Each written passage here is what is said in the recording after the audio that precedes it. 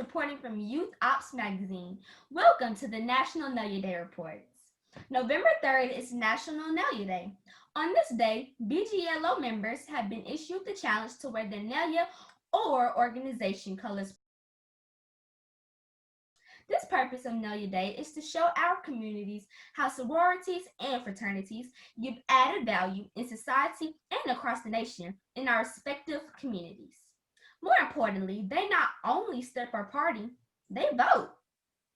With the founding of the first African American fraternity in 1906, the fraternity and sorority system in our communities have helped improve daily living when it comes to education, skill, job development, and health-related projects.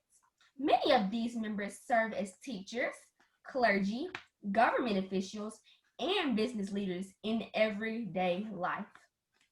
To see BGLO members collectively wearing their Nalia on November 3rd will not only make a statement to their missions and aim, but will also serve as a visual reminder to young people like me that the act of voting is something to be taken seriously. Today, I have a member from one org here to talk about what and who he will be wearing on November 3rd.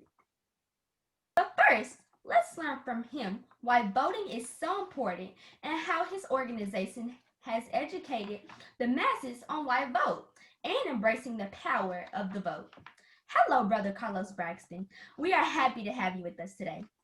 First, tell us why voting is important to you and how has your organization influenced you and others about the importance of voting? All right. Hey, hi, Mckenzie. Thank you guys for having me. So, why is it important to vote? It is important to vote so that our voices can be heard, right? We want to have representation in leadership, and those people will advocate for us. Those people will speak on our behalf, and those people will enact laws and policies and legislation that will benefit us and have us in mind.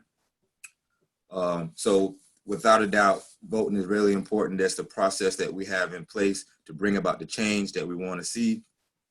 All of our ancestors have fought and died and pushed so very, very hard for us to have this privilege, and it should not be lost upon this generation, our generation, that we, fulfill our civic duty and our responsibility by participating in the process and voting to have our voices heard. So your second part of the question is my chapter of Omicron Alpha in Wilmington, North Carolina of Omega Psi Phi Fraternity Incorporated has done several things. We have organized a voter registration drive that we held in the community. We have set up tents. We invited people out. We had food trucks out to invite the public out to learn more about the voting process. If they had not been registered to vote, we were able to register them to vote on site. If they had registered maybe a few months ago or a few years ago and they kind of wanted to check their status and make sure their polling place hadn't changed, they wanted to make sure they were still eligible, then we had laptops and electronics set up for them to be able to check their status as well.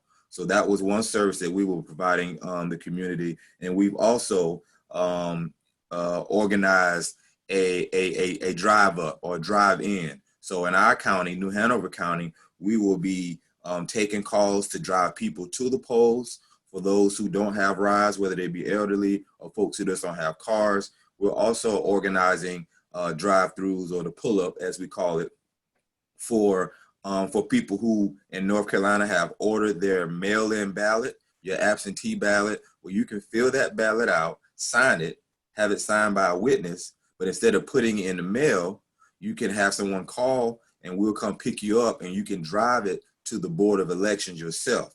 That way you have your absentee ballot, right? And then you're able to deliver it directly to the Board of Elections and being able to bypass the Postal Service, who seems to be having some issues right now getting mail out in a timely fashion. So that's going to be very, very critical. And what my chapter is doing and what many other chapters are doing here in the area is just trying to remove all the obstacles from voting. So you can get registered. If you're not registered, we can get you registered, right? If you need a ride, you ain't got no car, we're going to come pick you up, right? If you want to use a mail-in ballot, but you don't trust the mail, we'll come pick you up and drive you to the Board of Elections so that you can, have your voice heard, turn in your ballot, and be sure that your vote will be counted. Those are some very, very great points that you have made. My classmates and peers have learned some great things from what you stated today. Thank you. Now for our second question. What are you wearing now, and what and who do you plan on wearing on November the 3rd? All right, so today, we rocking the royal purple and the old gold, right? For the vote, this was made actually by Alfred brother Alfred Darren Thomas made these. Our chapter ordered them. This is a short sleeve. This is what we had for the summer. This is what we did some of our voter registration drive work in. But November, it might be chilly here at the beach in North Carolina. And in the event that it is chilly, boom, I got the same thing in long sleeve. That way I'll be warm and still look good and still rep the frat and still send home the message of voting and how important it is everywhere we go.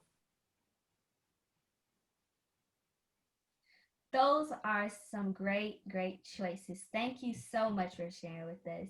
I would like to thank our special guest for sharing his words of wisdom. Thank you, Brother Carlos Braxton. You have certainly inspired us all today. This is Mckenzie Matthews reporting from Youth Ops Magazine.